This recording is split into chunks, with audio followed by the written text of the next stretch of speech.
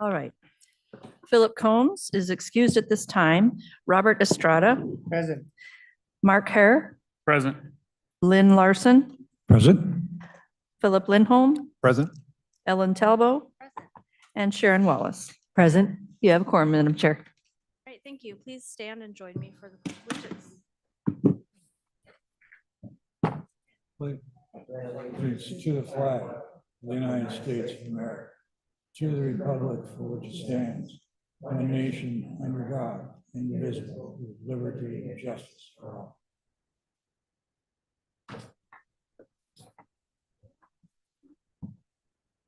Okay, so we will approve the meeting minutes. Does anybody have any questions or? Motion to approve minutes from October 1st. Second. Thank you. All those in favor? Aye. And so now we will go to agenda updates. Ms. Beer, are there? No changes tonight, Madam Chair. And then public comment. Do we have any public comment? No one is here for public comment and no one online either. Perfect. Well, that being said, our chair is timely to open the public hearing, for which now I'll pass the gavel over and let him preside.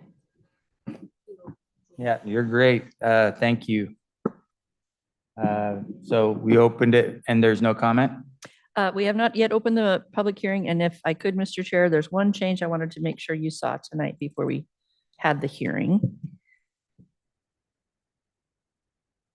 So if you'll recall, this was something that was on your agenda last meeting, but it was requested and the Planning Commission did continue the planning public hearing until tonight on the potential to expand where child care locations are allowed in Lakewood. And child care, there's a number of different terms, but what we're talking about here are commercial child care facilities. Senate Bill 5509 is the reason for this discussion that we're having right now. This is something that was adopted this year, and it's actually not something the city would have to comply with until June of 27. However, given the attention Lakewood's put to this issue to date and the amount of changes already made, it's recommended that we just continue this process, finish up the closing the loop for where child care is allowed. What you have under the bill is to allow child care centers as a new structure, as well as converting existing buildings for child care centers as outright permitted uses in all zones except industrial, light industrial, and open space. So that's a must. And then there is also the requirement to provide for conditional use approval of on-site child care center in industrial or light industrial zones, except in or around high hazard facilities. There is the ability for Lakewood to regulate these, including those in the industrial zones. One thing to point out that's a little different since last time is that first of all, I'm sorry, there was a question raised last time about where adult family homes were permitted and if this was affecting that at all. What you see there in the second note is that adult family homes are already permitted in the following land use zones. All of them except for public institutional, the last one, they are outright permitted. So it's all of the residential, the mixed residential, multifamily, arterial residential commercial, neighborhood commercial 1 and 2, transit-oriented commercial, which is the station district essentially, and then the central business district all allow adult family homes already. The change that you'll see here is that there is specific reference now to family daycare, which is somebody doing it in their home for up to 12 children, as opposed to a commercial structure that's separate from somebody's house and is 12 or more kids. That is now being expressly mentioned as something in the Lakewood Municipal Code regarding, or regulating, excuse me, residential uses. So this is the table that summarizes it all. Try to get this out of the way. So the big changes here are underlined and highlighted. You'll see that now all of these different daycare, as well as the use of existing buildings for daycares, are a number of more zones outright permitted. Everything that's underlined is an addition.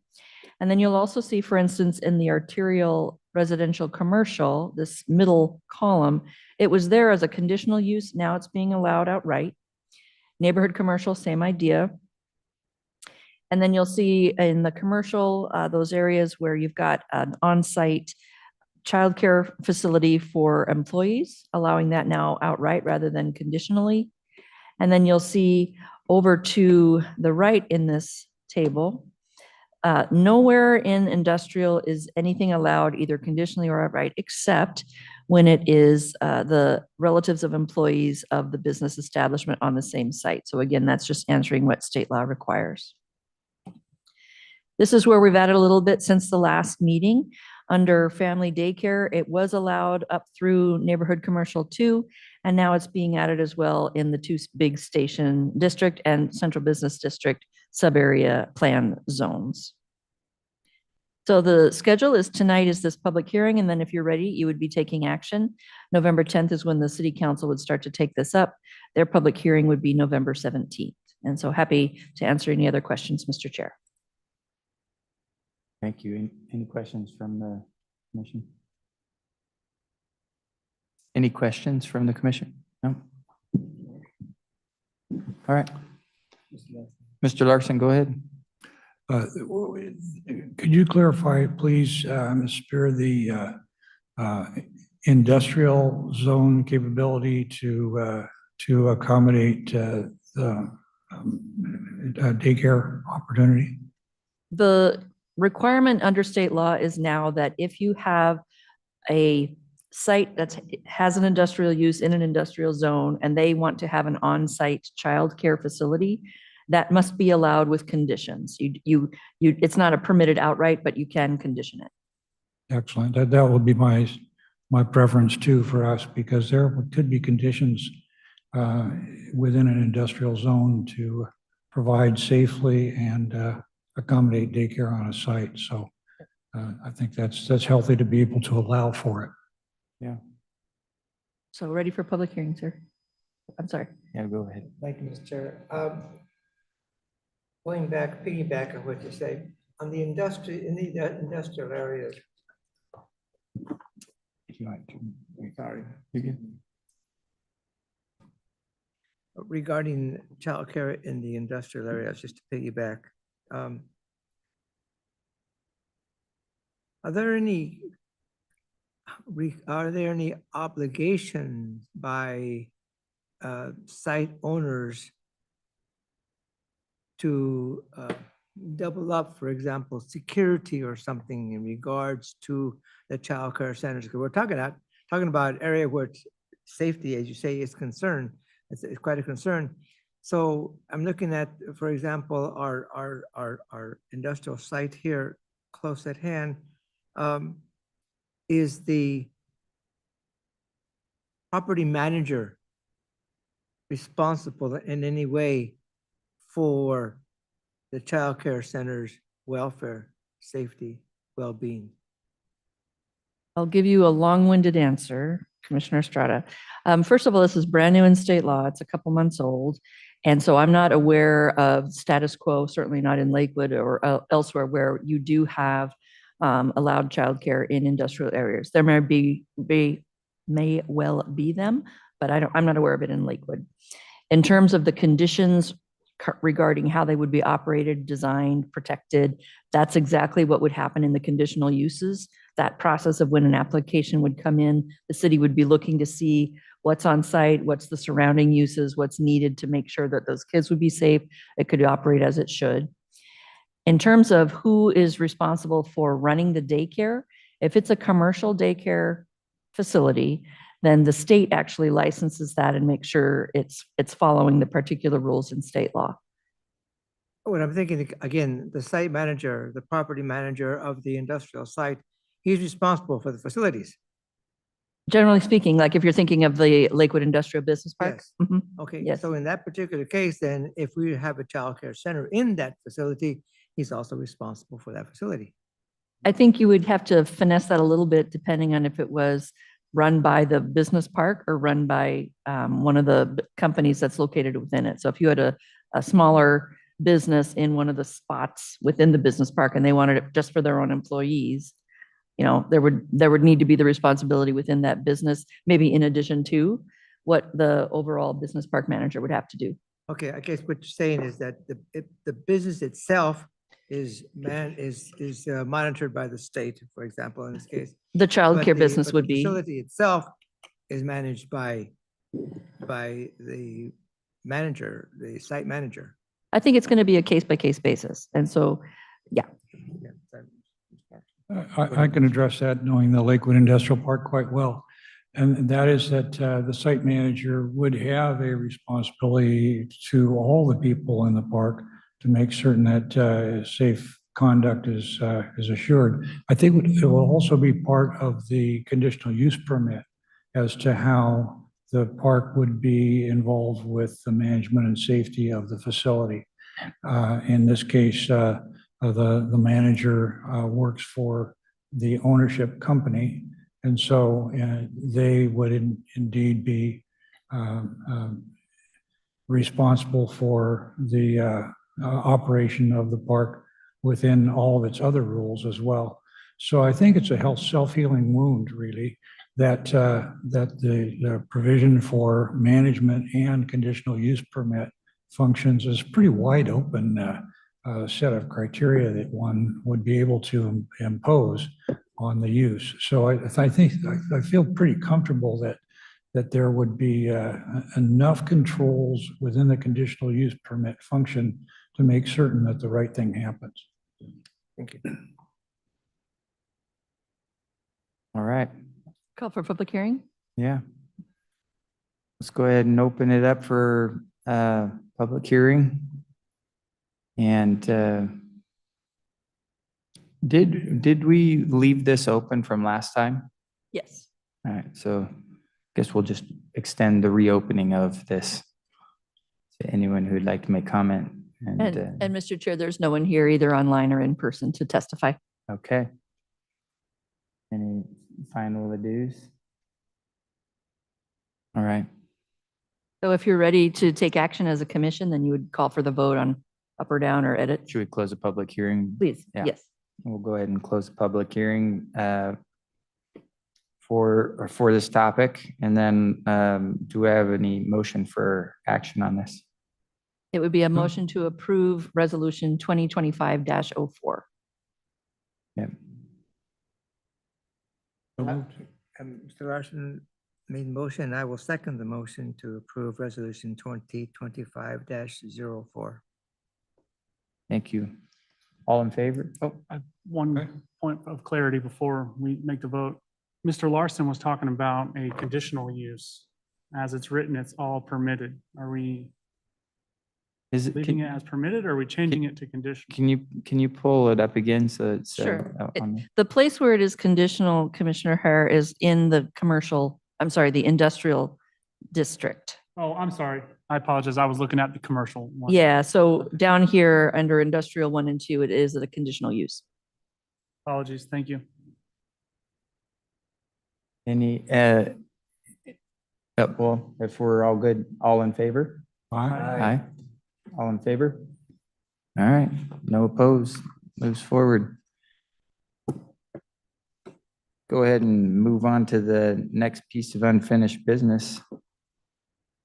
Thank you, Mr. Chair. This is a continuation from a month ago now on the conversation that you've been having because the city council asked you to pick up the issue of where alcohol production and sales can be located in Lakewood. It's currently allowed in certain places, but when they looked at your recommendations in the 2025 comprehensive plan amendment packet, there was an amendment, if you'll recall, that would have made some changes.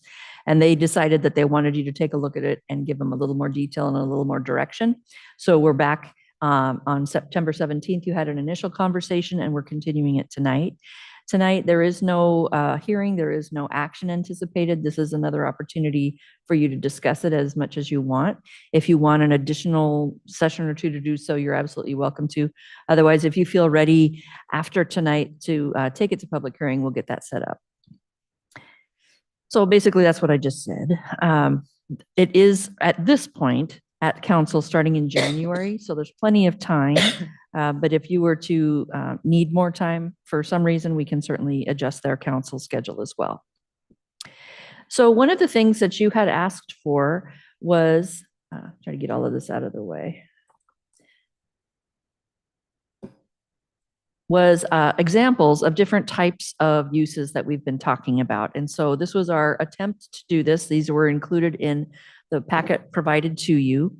But what we were trying to show in the local area, ideally, was different types of alcohol sales locations and uses. So Lake City Pub here in the city would be considered a bar or tavern. Alcoholic beverages are sold on site. It's not part of a larger restaurant. There is food, but it's subordinate to the sale of the alcohol. There may be a microbrewery or beer tasting or wine room, and it is not a nightclub or adult-oriented business. So what you see here, exterior shots of Lake City Pub, interior shots. Some of you may well have been there in the past, but that's your example of a bar or tavern here in the city right now. Brew pub is a type of eating or drinking establishment that includes the production of malt liquor. I'm not going to read these word for word. And then there's a limitation in the amount of size that it can be. You can potentially do off-premises consumption sales. There are state and federal rules regarding all of this. Brewer or brewery engaging in the business of manufacturing beer and malt liquor. So what you see here is in Bremerton. This is called Silver City Restaurant and Brewery. And so just like the name indicates, there's food as well as the brewery. They have a tap room. They have Oktoberfest festivals. You can look at the beer separately and apart from any menu. And as you can see, it is intended to be something that would be open to the general public as a restaurant. A tasting room can be on-site attached to a distillery's production facility, or it could be off-site where licensees may sample, serve, and sell. And tasting rooms have to comply with retail land use hours of operation. So this one is the Brown Family Vineyards. This is located in Tacoma. And what you'll see, just their interior shot, is it's really not set up for sitting down at a table and eating dinner, right? It is a tasting room. This is a business that has an off-site production location, and then they have this in town as their tasting room. I hope I don't butcher this. Mastrogiani's distillery is located in North Bend, and it is a distillery where liquor is manufactured, and then there is also a tasting room. So this is the building right here. They have a tasting room. They also have the ability for you to buy and take off site. They have their own brand. And again, this is really not for food. This is a tasting room. There might be something, hors d'oeuvres or something, but this is really, again, about alcohol sale. So currently, the alcohol sales and use are zoned and allowed as follows. Across the top here, you'll see all of our different land use zones. Down the left-hand side, you'll see the type of use. So currently, breweries in neighborhood commercial and the station district and downtown is conditional uses. Commercial 1 allows it. Commercial 2 is again conditional. Industrial business park is allowed outright. And then MF31, just so everybody knows, that is a weird little part of the station district subarea that's actually zoned MF3, but it is regulated differently than MF3 in the rest of the city. Small craft distilleries, you can see this. So again, I'm not going to read this outright, but you see that starting in neighborhood commercial 1 to more intense, it's allowed outright. Wine production facilities allowed outright in an industrial business park and industrial 1.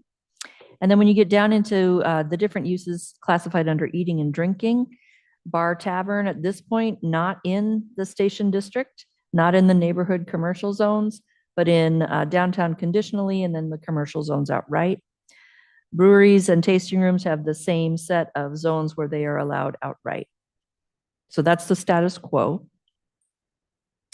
What's being recommended to amend this is, first of all, there's a little shuffling around of where this would be classified in the table. There's the structure of the use is not changing. It's just how it's tracked in the code. But what you see here is a small craft distillery being allowed, and the reason this is underlined, I should clarify, this is allowed now. We're just moving it into agriculture because that's where the type of use it's considered. This is not a new thing. It is currently allowed in residential areas. So if for whatever reason there was a concern about that, absolutely, that's something that could be amended. But as of now, you have small craft distilleries in the R2, 3, 4, and mixed residential 1 zones. And then both of them permitted outright, neighborhood commercial 2 up through commercial 3, and then industrial 1. Breweries and microbreweries are at the same level of allowance in the various zones. So again, this multifamily 3 within the station district, and then neighborhood commercial 2 is conditional. As it sits in the 2 big sub areas, they are conditional. And then in commercial 1, it's permitted outright. Commercial 2, it's conditional. IBP, which is the business park, and then industrial 1 is permitted outright. Eating and drinking establishments. So this is where we get into the bars, the breweries, and the tasting rooms. Again, you can see this. The one change that would be here is to allow bars or taverns conditionally in the station district as they are right now in the downtown. So this is as it sits now. This is not to say you, because of course you can make edits to this, but this is what's in front of you tonight. And this is a version of what the council had earlier, but it has been changed a little bit since they saw it. Really big, or it's a big table with tiny print in order to fit. But the point here I was trying to provide is this is a table that shows you all of the zones again across the top. And then it shows you both the alcohol use and sales, but it also shows you where the daycares are, because you were asking about that last time. And so where it is blue on the chart is where within a particular zone, you would have both some kind of alcohol sale or production and also some kind of daycare. So I'll just walk right down R2. Small craft distillery at this point is permitted, but so is daycares, preschool and nursery school, babysitting and family daycare. So all in R2, any of those could all be there. And then the same goes across the row. Obviously, there's more overlap when you start to get into the commercial and industrial zones, but those are the parts of our table that would have both of those uses being allowed. And so I know that commissioners had concern about if you did have those both in a zone together, how would that work? So just some very high-level ideas and food for thought perhaps for you to take and run with. Some ideas about the fact that for the most part, alcohol production, sales use, and daycares, unless it's a 24-hour daycare, have different core operating hours that really wouldn't necessarily interfere with each other. However, if they're next to each other and they're both open at the same time, looking at buffers between the 24 hours, or if there were other ones as well, and then the sales. If it's an alcohol production place, maybe less of a concern with the buffers, since that's really going to be an internal business. And then any outdoor play areas for childcare being screened or obstructed from any adjacent or near alcohol sales in outdoor spaces. So those are just some ideas of the types of restrictions that you might consider for if the two are in the same zone. And so I guess I can leave it on any one of these slides or just take this down. And if you want to ask questions, we, in addition to myself, have Angie Silva and Jeffrey Mack here in the room. We also have Andrea Bell online, so I can call up one of 3 friends as needed. Thank you. Thank you very much. Good explanation. Go ahead. Do we have a number for how many 24-hour childcare facilities are in Lakewood? I do not. I don't know that we have any, but this is just a theory and what you might want to anticipate. That'd be a helpful number for me as we're talking about providing restrictions based upon their core operating hours. Yeah.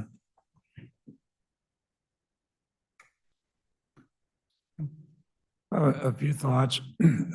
First is how, if you're going to have a daycare and a microbrewery or a wine, not distillery, a winery located proximate to a daycare, or a daycare located proximate to a winery, whoever comes first. What do you do? How do we manage that? Because on the face of it, those are conflicting uses. And yet there might be circumstances whereby they could be compatible uses. Now, I can't think of any right off, but I think one needs to allow for that. So I wonder whether in that circumstance that the uses be a conditional use so that it can be reviewed by the city and determined to be good for all concerned to do that. I don't know if that's the solution or not, but to me, it's a dilemma. If we're going to allow them proximate to each other and who comes first, daycare or business? And I think hands would go up and say daycare comes first, but that's my gut. But so that's a concern. I would also say that wherever you can do a microbrewery, you should be able to do a winery. They're different spirit, but different, but similar function in terms of operation and people that they draw and all. So I think that that might be one change that I would suggest. Then I would also say that we could pick this thing to death. And in some places, we won't know the right answer until we see how the law develops. But I think staff has done a wonderful job in terms of thinking this through and getting a dang good start on it. And I'd like to see it go forward because it's clarity for anybody wanting to do business and operate a daycare within the city of Lakewood. I think those are healthy things. Yeah, thank you. Mr. Chair, question. Ms. Spear, let's say tonight we recommend and approve what's in front of us right now with no changes or any of the changes that we've discussed, and we fast forward, we get into implementation. What is our mechanism for making adjustments at that point if we find a pinch point that we haven't identified here and we find it in the real world? How quickly can we respond to that with an adjustment? It can be part of the annual comprehensive plan and development regulation package, or it can be faster on its own, depending on the urgency. And if it's really a serious issue, the council could consider emergency action if there was something that needed to be taken care of even before holding a public hearing. So there's kind of three levels of being able to address it. Thank you. And if I could, Mr. Chair, just in response to Commissioner Larson's comments, just a reminder that the child care stuff is mandated as a permitted use. So we can't conditionally allow those. If there is already a alcohol sale or production use for whatever reason, somehow next door or within a certain distance, you can't say, okay, childcare, now you got to be a conditional use. Or if you have them nearby, the one that would have to be the conditional one would be the alcohol operations. Yeah, we could say any after whatever, January 1 of 26 and start there, right? Could say, I'm sorry, I missed the first part. As far as if you had a buffer zone, 150 feet or something like that, that it would be effective as of this date. And so any existing businesses beyond that would be kind of grandfathered in and able to stay with that. It would show up as an exemption, which is always no fun, but you know. Yeah, there's ways that you can caveat the regulatory controls as well as the zoning to say before a certain date you can do X, after a certain date you have to do Y. But just a reminder that there's still the need to have the public hearing on all of this as well. So we're not ready for action this evening. No action proposed yet. Yeah. Yeah. Thank you, Mr. Chair. Regarding the buffer zone, so there is no buffer zone at this time. Correct. So it's, who would establish? We would recommend, and it goes through y'all and to the council? The determine? position we're in right now is actually, you are chewing on this and thinking about it. I'm taking down notes and direction from you as to what you think would be a good idea. And then what we need to do as staff is come back to you with draft regulations as well as the zoning changes you see in front of you. So there would need to be some time for us to be able to draft what are the conditions, what are the restrictions on how these two in particular, but other different uses in these various zones interact with each other. And if buffers are the answer, great. If it's something else, we would have to have that too. To piggyback again on Mr. Larson's comments. So both from different perspectives are important businesses for childcare, and so is Mhm. the other side, the alcohol side. So what comes first? wouldn't it just determine who got there first? If, for example, a permit was asked for a pub, and then a childcare center came in later and wanted adjacent, they could not because of the established buffer. They would have to, they can go in permitted, but because of the buffer, they couldn't be next door. So whoever comes first, that's the way it works? That's pretty much how land use generally works. If there's a condition in a code where there has to be, in this case, a buffer distance between certain businesses of whatever type, if someone's already there, the new one coming in has to take that into account in making the decision of where to locate. The other thing, though, is with the conditions that you might put on all of this stuff, the distillery might be treated differently than a bar or tavern, but they're both considered alcohol, sale or production, but the type of one could also maybe affect the regulations for it. Yeah. Good points all around so far. Any other thoughts on this before I share mine? Go ahead. Yeah, so I am kind of looking at this and kind of dissecting it in two bites of the apple here. So if I'm kind of analyzing this, the first bite of the apple, I think in front of us and then in front of council is the issue of, first of all, do we as a planning commission agree on the permitted uses as being proposed in their own right as Correct. they stand in this table? Setting aside the presence of childcare for a moment. And by and large, I think from what I've heard at meetings and conversations so far, I mean, I think we're at a ripe moment to allow this to go to public hearing or open the public hearing. My one thought is, or question actually, is I noticed that sorry, if you could go back Sure. to the other table. Yeah.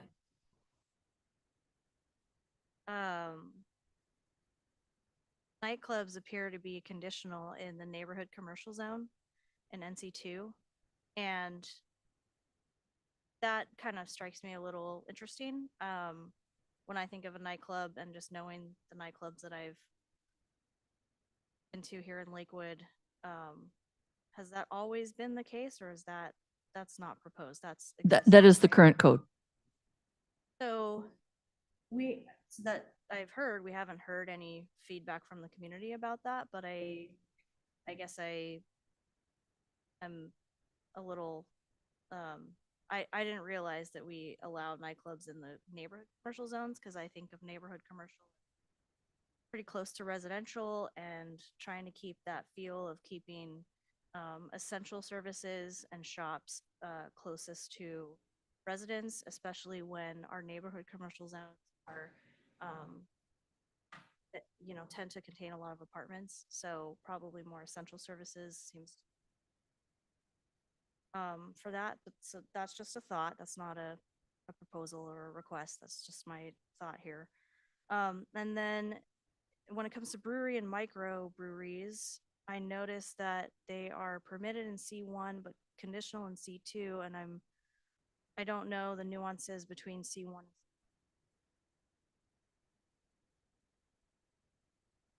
And I can't answer that very well for you off the top of my head, Ms. Talbot, but it's the nature of the two zones are slightly different. And so I can certainly provide that to you in the interim between now and your next meeting. That is current for both of those uses, that it's permitted outright in C1 and conditional in C2. And I'll just have to do some follow-up. Then, out of curiosity, business like, let's say, a hookah lounge, because I feel like I've been seeing those pop up in areas like South Tacoma Way, for example, outside of Lakewood. But what would that be considered? Would a hookah lounge, for example, be considered like a nightclub or a bar, or does it just depend on what's proposed in their business application? Well, first of all, Lakewood prohibits expressly and explicitly multiple times no marijuana anything in the city. So if what we're talking about is a hookah lounge, I don't know if that would be allowed without it being considered one of those uses that's explicitly prohibited. But a tobacco hookah lounge. Okay, okay. Ask your question again then. I'm sorry. So would a tobacco hookah lounge, what would we generally consider that type of use? That would probably fall under commercial and industrial, and it wouldn't be any of these alcohol uses. It would be something else. Sure. And the second bite of the apple being the proximity to childcare. I mean, I think from what I've heard, I do agree with to some degree that, you know, childcare during the day or childcare uses have a very different time of peak operating hour relative to operating hour of a bar. So with the proposed buffers and screening,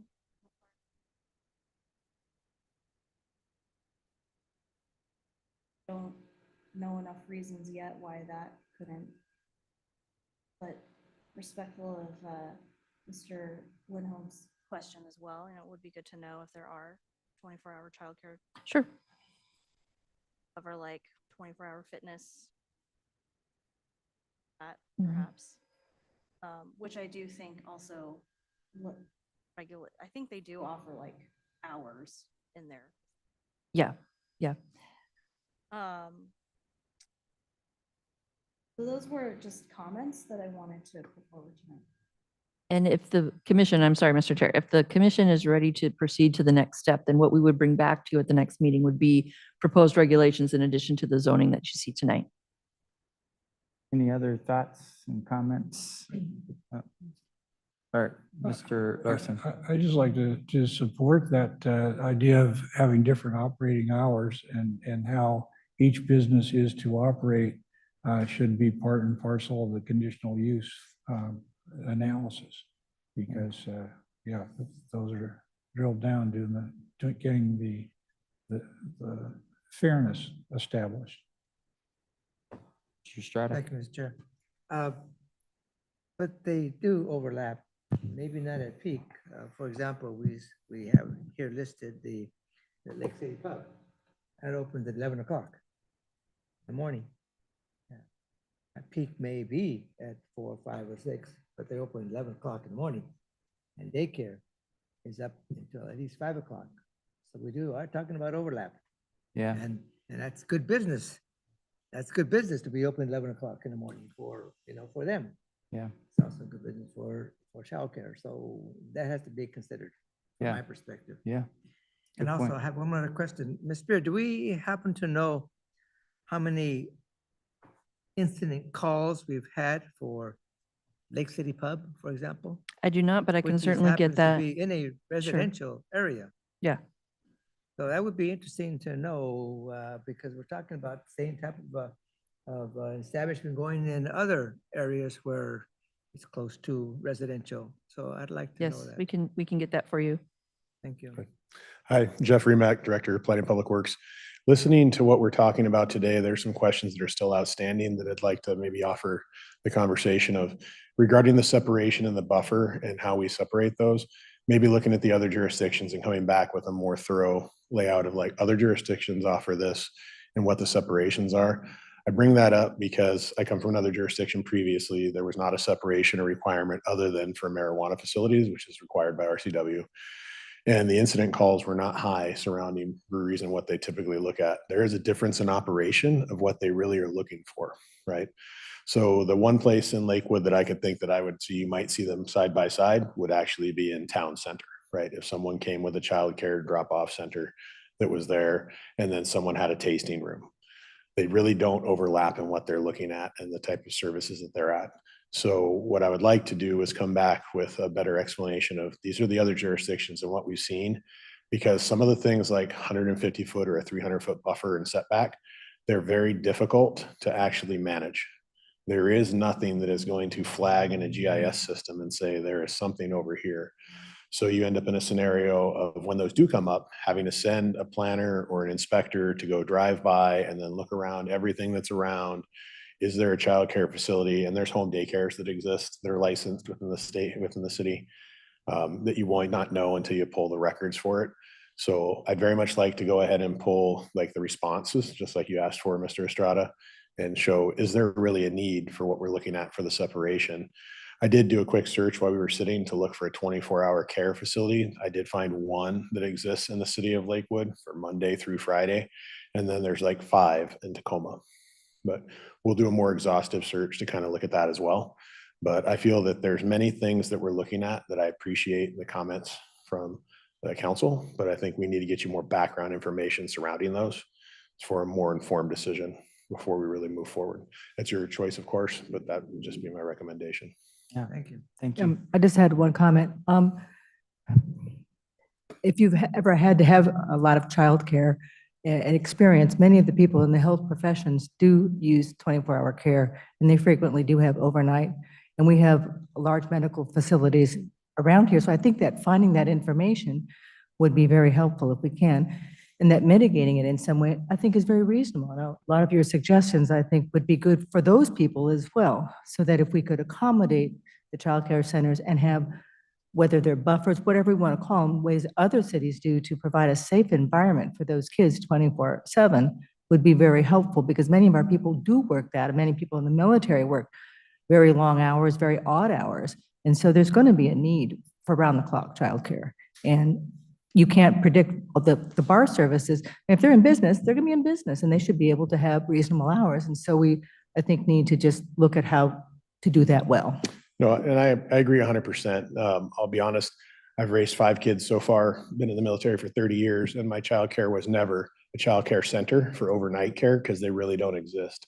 That's why I would like to gather the information and talk to it. There are home care facilities that definitely do, right? So some of like the neighborhood commercial zones, things of that nature, they could be adjacent to residential where there could be a home care, things of that nature. But I'm speaking for them really from my experience of like having done both sides of those and where we're at, that it was home care I really had to find to get somebody who would watch overnight. Thank you. Yeah, thanks for that. Yeah, I personally am interested in just getting more recommendations and more information so we can ultimately make the best decision. I am in favor of both of these, getting the maximum amount of use and flexibility and promoting both businesses.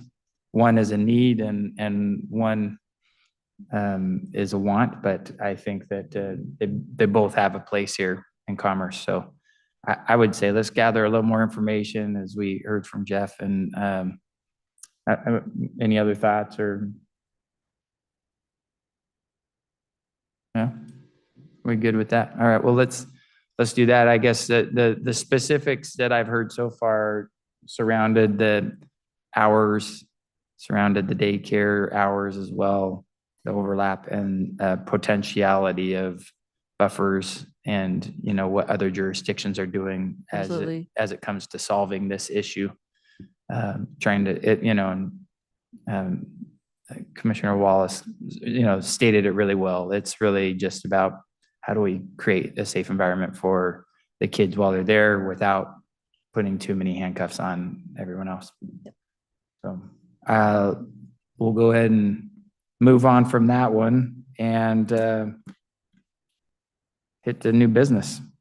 Thank you, Mr. Chair. So this is where we're going to have, I'm going to step aside and Angie Silva is going to step up to provide the first introduction to what is going to be it is a large project, it's ongoing now, regarding an update to Title 12, which you and I don't speak about very much, but it's the public works side of the house. So I'll turn it over to her.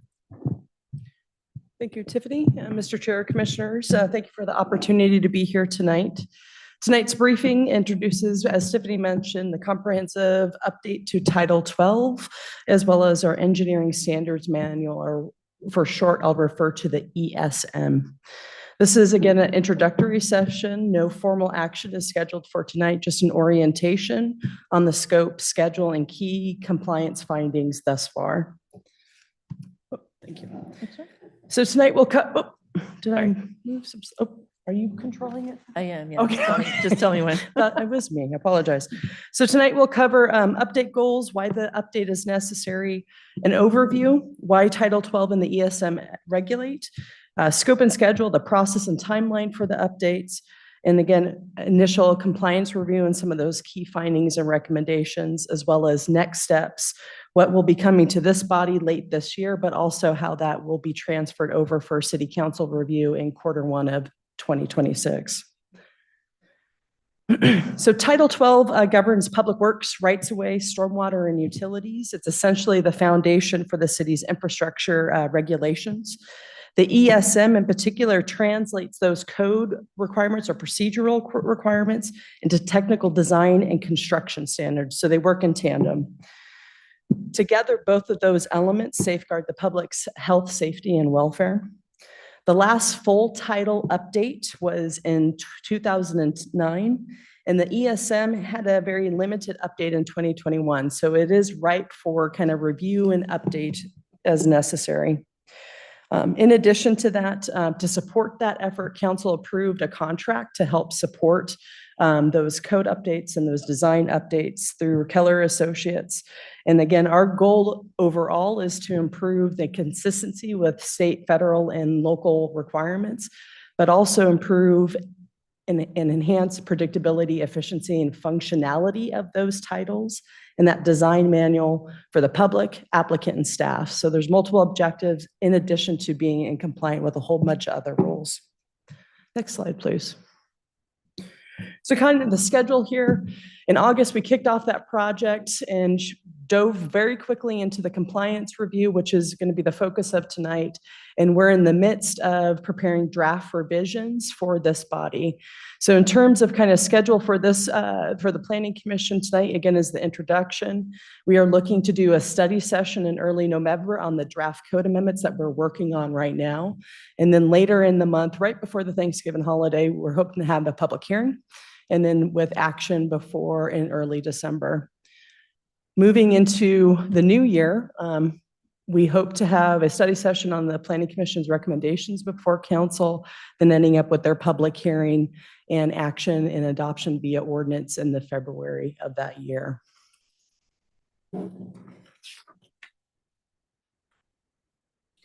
So part of the compliance review, it was kind of a two-pronged approach. One was a holistic consistency check with adopted standards and plans at all levels, but also kind of phase two, taking a look at technical requirements you see in neighboring jurisdictions. So a peer review, what do you see in the standards in University Place, Tacoma, Steilacoom, Puyallup, Fife, you name it, and other, as well as Pierce County.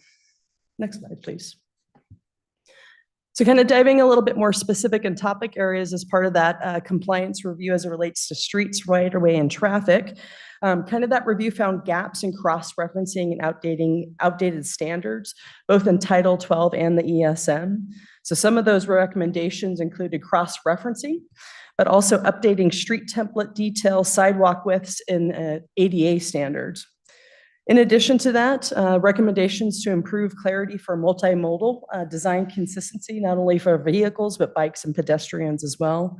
And again, that goal of those recommendations, again, are intended to make standards more consistent, complete, and easier for applicants and staff and the public to apply. Next, thank you. So as it relates to stormwater, so Lakewood relies very heavily on underground injection control systems with over 1,700 registered with the Washington State Department of Ecology. Some of the recommendations that came out of that compliance review include exemptions for roof runoff and infiltration for single family and duplex housing, add design guidance for linear bioretention in the rights of way, and then clarify coordination amongst the various zoning titles as it relates to requirements for low impact development, landscaping, and impervious surface limits. These updates are intended to ensure compliance with Ecology's Phase 2 stormwater permit and modern stormwater practices. Next slide, please. On the topic of sewer, again, Lakewood is not a sewer utility. We rely on Pierce County for providing that service. But we do have a chapter to guide that when it comes to mandatory connections, et cetera. Our current chapter is outdated and lacks technical clarity. So some of those recommendations include consider relocating that information into Title 13, which is public utilities for better organization, and then adding detailed sewer designs consistent with Pierce County for regional consistency. In addition to that, some of the recommendations include more design details as it relates to pipe size, slope, material cleanouts, valves, septic decommissioning procedures, and the like. Next slide. And then last, again, some general observations related to that review. Numerous conflicts between our zoning title series, the Title 12 and our ESM. Better needed coordinated framework as it relates to the permitting procedures, enforcement of those requirements. And I think I've mentioned this before, incorporating LID best practices of both our Sudbury plans for the Lakewood Lakewood Station District and the Downtown Center require LID to be implemented, but how that relates to the standards in which it would be reviewed under those permits. And then last but not least, again, improved usability. So clearer checklists, better design details for those project engineers, and clearer what are plan requirements to move that project forward. Next slide, please. So kind of next steps, we are, as mentioned before, we are in the midst of drafting a whole bunch of code amendments that we hope to bring back to you at your next meeting. Part of that review will also include environmental review under the State Environmental Policy Act to make a threshold determination and a staff report. So you can noodle on as it relates to consistency, but also some initial findings from that. Again, the goal of this overall update is to bring cohesive, modernized framework for consideration as part of our engineering technical standards. And we'll continue to coordinate across all of our various review divisions, whether you're building, planning, or our legal counsel, to make sure we're in compliance, but we're working and coordinating in a manner as part of an integrated review process when it comes to public or private projects. And with that, that is my high-level overview. I'm happy to go over almost 300 pages, page by page, but I think I was already warned before the meeting. No, thank you. We already got a copy of that, so it was very riveting, and I appreciate you sending that over. I did not finish my whole read on it yet. I realized about 50 pages in, there's 180 more. And so I put it aside and figured I'd wait to hear the high-level version tonight. Riveting is a new definition of that read. I appreciate that, sir. I was wondering if I saw it was a red line version. I was curious how difficult it would be to just put all the modified pages into one document. Does that make sense? Yep. So that it'd be easier to go to what the meat of it is. I hope you don't lose the context, but if we have both of them next to each other, if you lose it, you can just go over and look. So for someone like me who was taking a long time scrolling through, that might be one other tool. If you don't mind sending that, that would be great. Absolutely. And again, part of the draft amendments, you'll be seeing red line strikeout changes. So you'll see existing code, what is proposed to be removed or added to that. So hopefully that'll be an easier read. Yeah. This was more of a technical review, line by line in those documents. We might want to consider this, or this conflicts with X, Y, and Z. And one other question as I was going through it, what I've heard from the Planning Commission for the last whatever year or so is, how do we make this easier? How do we make this simpler? How do we make this so that the average business can get open faster and, process this information? Do you think this helps? To me, it seems like a step in the right direction. Is there anything in there that you feel would be the opposite of that? I think the overarching goal, as shared before, is to make it improve for functionality, ease of use. But we have to keep in mind, these are technical engineering requirements. So requirements in here often trigger a licensed professional engineer in the state of Washington. So first and foremost, you have that higher level. What we're trying to do as it relates to permitting, whether you're talking about a right-of-way permit or a stormwater development permit, is really clearly define when those permits are required and what is exempt. So first and foremost, in the site development permit, in current code, it's drafted in a way or prepared in a way that just lists a whole bunch of exemptions. So it's very, as a layman, I'm not an engineer. I have two professionals here to provide that technical expertise if those questions do come up. But it's very difficult to go, when is a site development permit triggered or not? So that's a hard conversation to have in the plain language, right? Second piece of that, the minimum threshold triggers are really low. So for example, one of those threshold triggers for a site development permit in our code today is 25 cubic yards of dirt. If you move 25 cubic yards of dirt, you automatically trigger a professional engineer permit. That is very low if you do a cross comparison Really of low, other yeah. jurisdictions. So part of that compliance review, that second phase, was looking at what other places are doing and what are those triggers for that higher level engineered permit or not. So that's what we're factoring in right now as part of our drafting of the code. And I hope when we come back to you, we'll go over in more detail of what is substantive, what's housekeeping, and what's more clarification or ease of use reorganization type of proposed amendments. Perfect. Thank you. Mr. Larson. With regard to stormwater, we've been handed down by the state and federal government criteria to manage our stormwater. And 201, every community member I've talked to is scratching their heads and saying, this doesn't make a sense in terms of logical application, what we see, what are the trends with weather, and a number of other factors.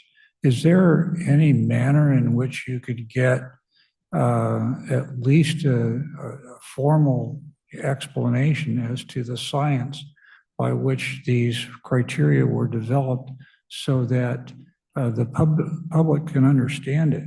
Because if it's fact, it really is evasive in terms of its logic. I live on Clover Creek, and it's gotten drier and drier and drier for the last 6 or 7 years, another month every year. It only flows like 3 months a year now, 4 maybe. And we're not alone in Lakewood. I was in Eastern Washington recently, and a creek that I grew up on catching trout in no longer exists. It's bare rock.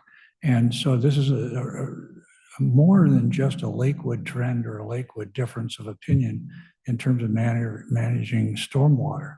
And would really like to see if through this process we can get to the bottom of it so that the public knows at least and understands what's going on.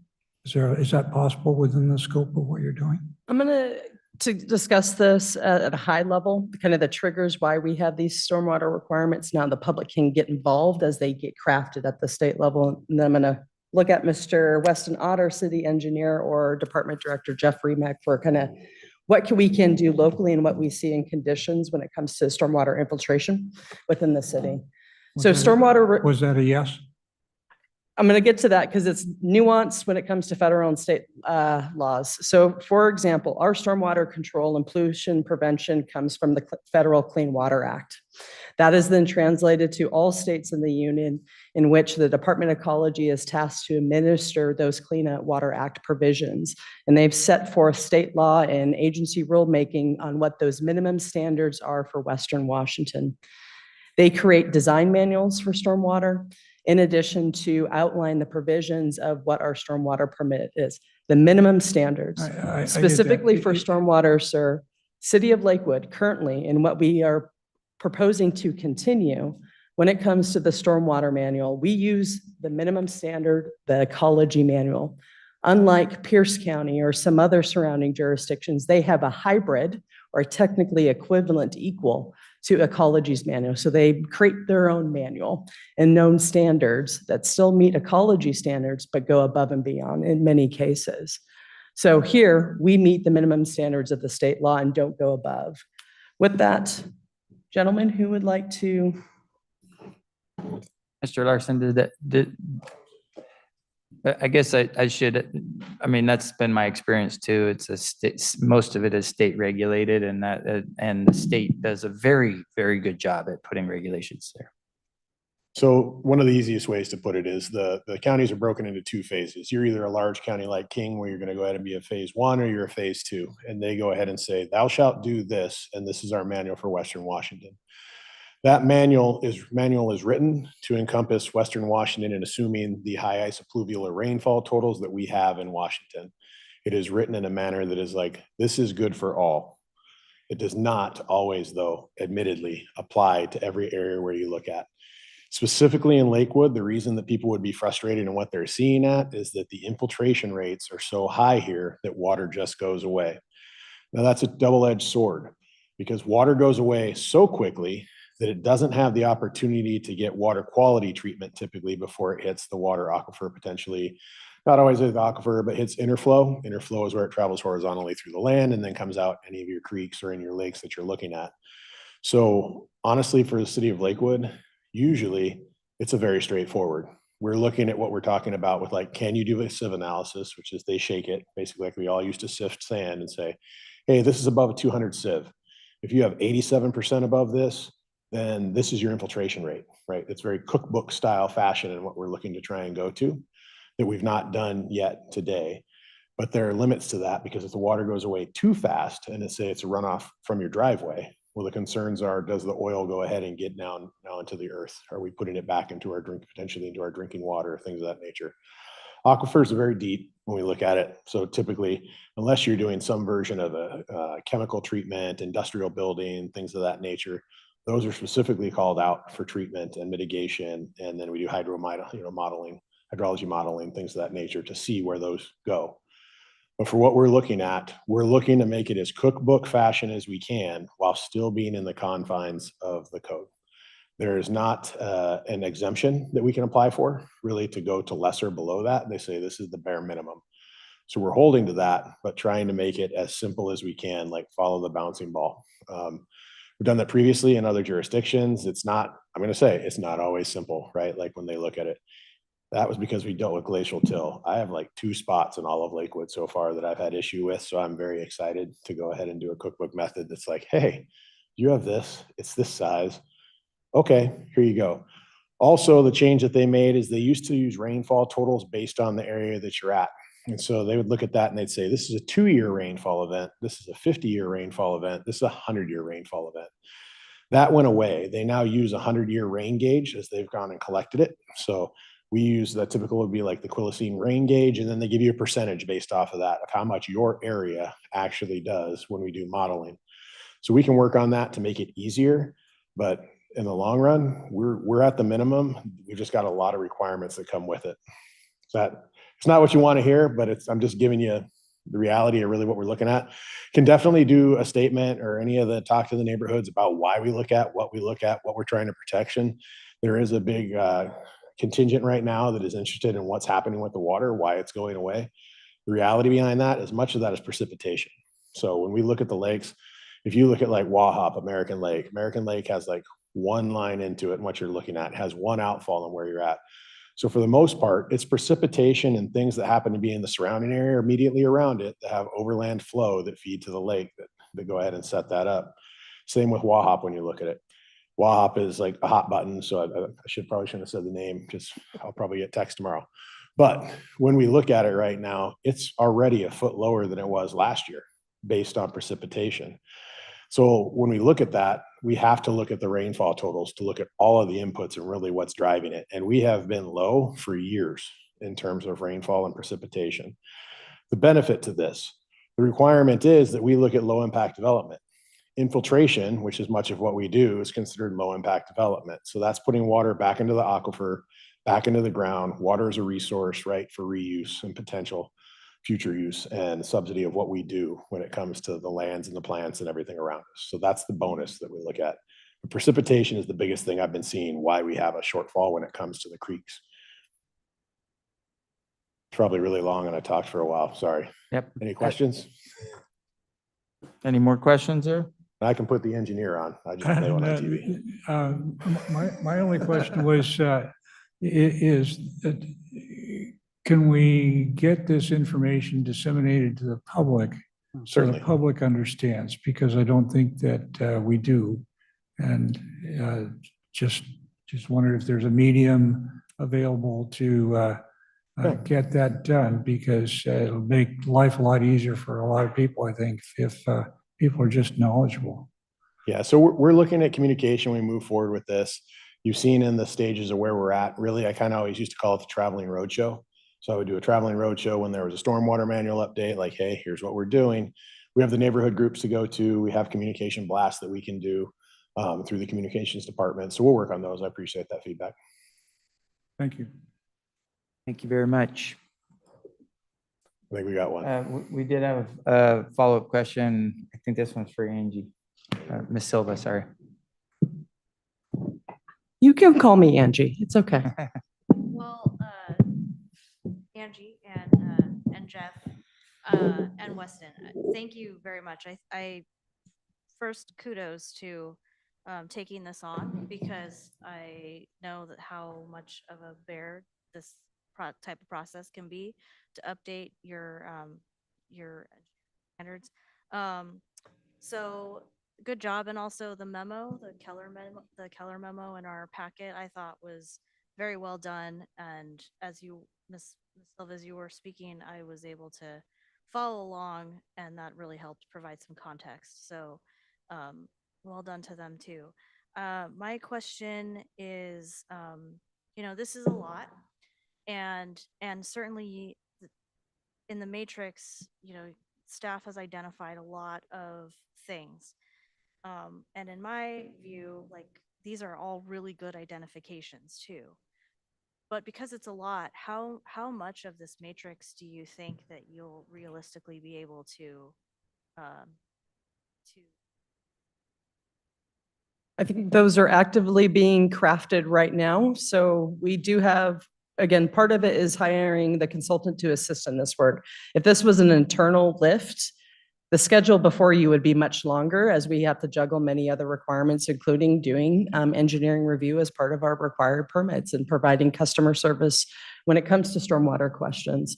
But we have supplemented that with consultant services. And I do believe even the staff areas that it would be very helpful to have clarification, because this question comes up at the front counter or during permit review, to provide that predictability to people. I believe that can be accomplished as part of supplementary services by the Keller contract. Okay, and then I guess just from a very skimming level, because there was a lot to look through here, just my feedback and comments, things that stuck out for me or caught my eye were the comments like 30 through 32 related to TMF, which I'm guessing may stand for traffic mitigation fee.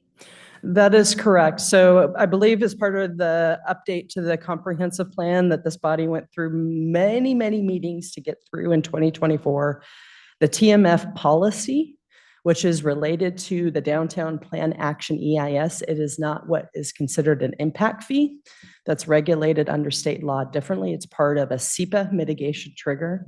That is forecasted right now. It's a standalone department policy.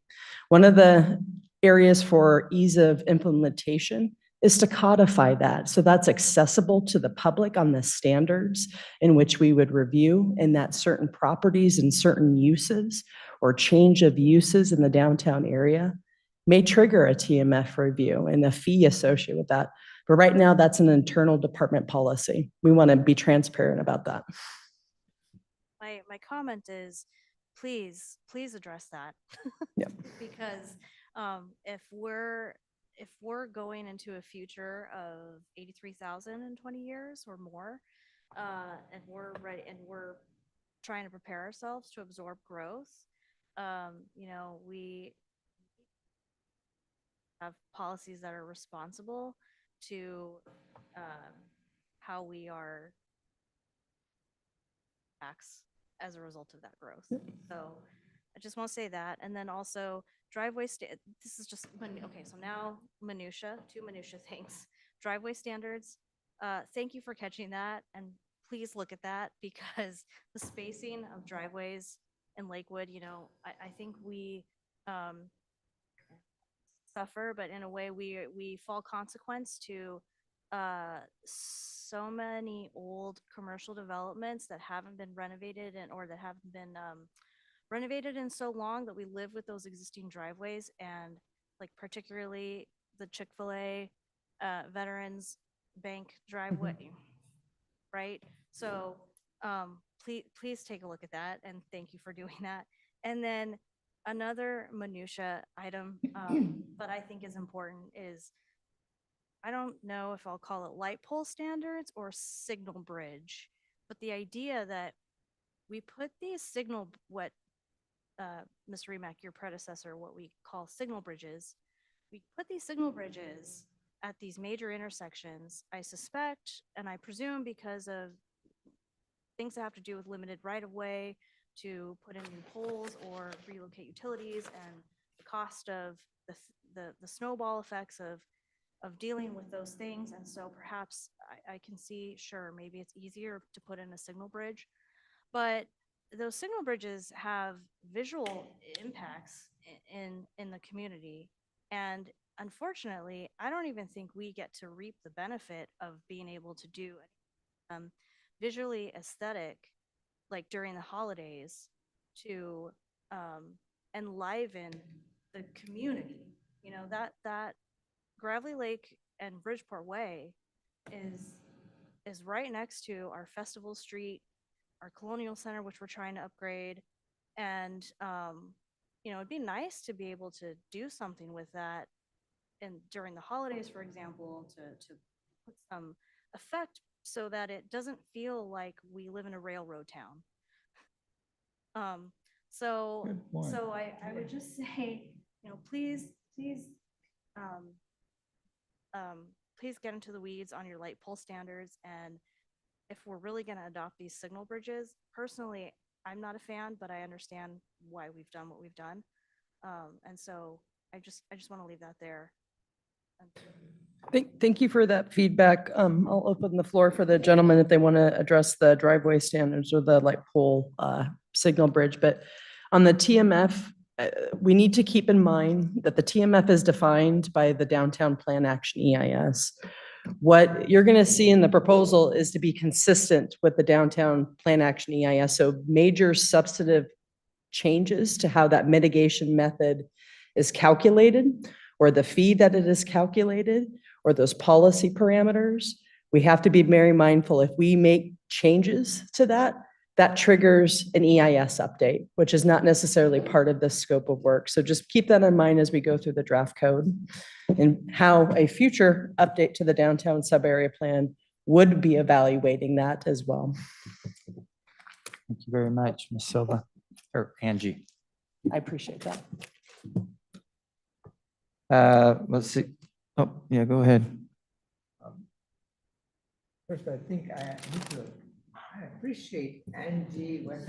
Use your mic. And Frank, for the 87 comments you guys made regarding this, this report. And so thank you all for that. Appreciate that. Question regarding street frontage improvements, sections under Public Works. ADUs. ADU is considered a new construction, redevelopment. Yet, construction requires frontage improvements, but not ADU. Is that correct?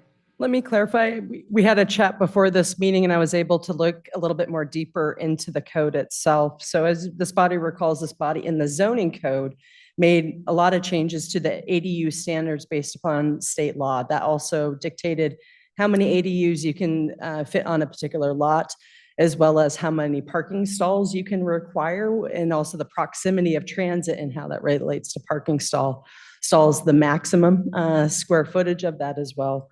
When it comes to frontage standards, that state law allowed local discretion and whether that would be required or not.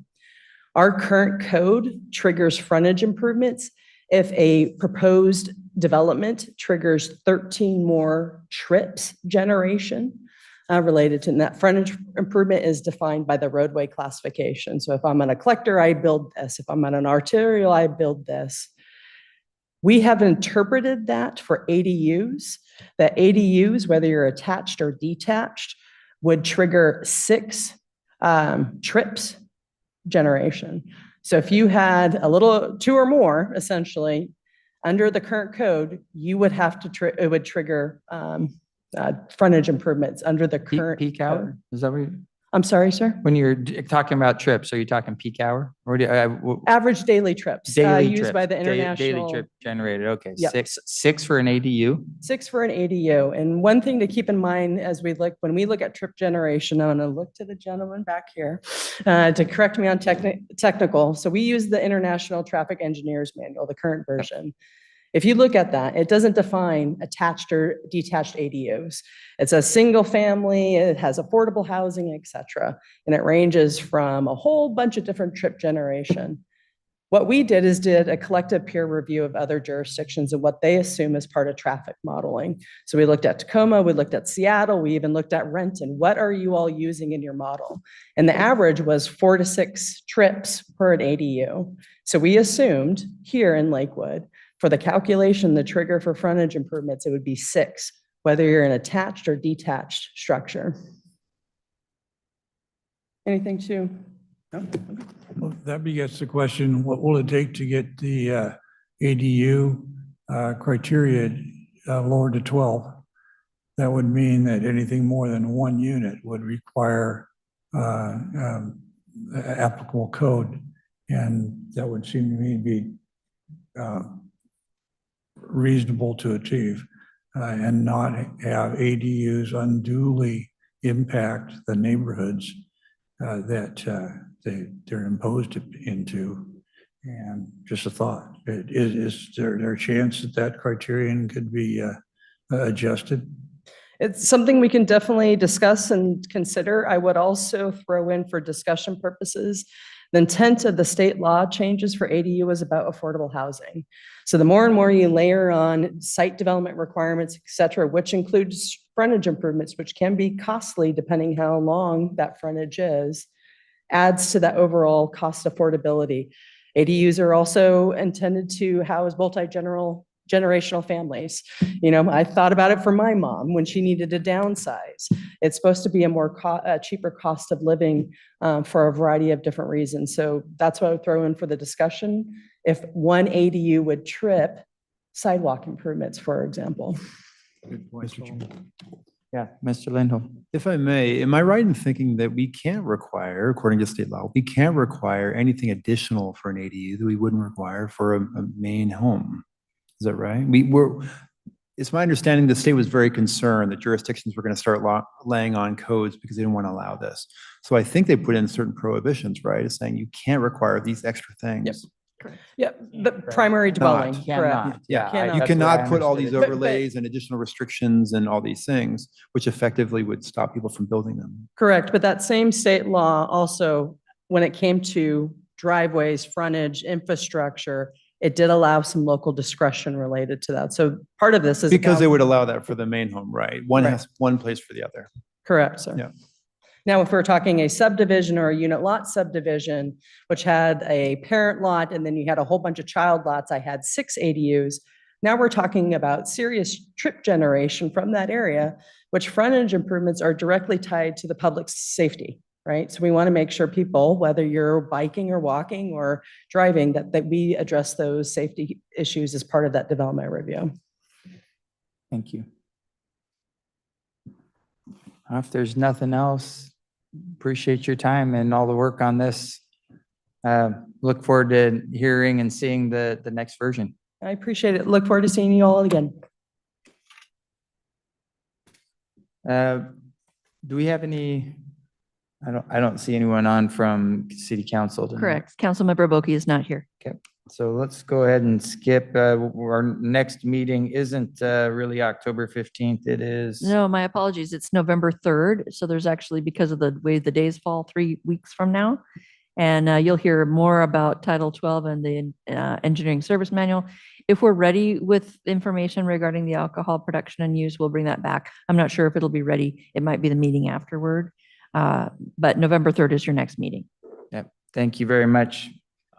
Mr. Chair, Mr. just Hurd, go ahead. for clarity, November 3rd is the city council meeting. I think Oops. we're on the 5th, I think, Wednesday. Yes, yes, I apologize. Correct. Spoke too quickly. Thanks for looking at the calendar. All right, well, if there's nothing else, let's go ahead and adjourn until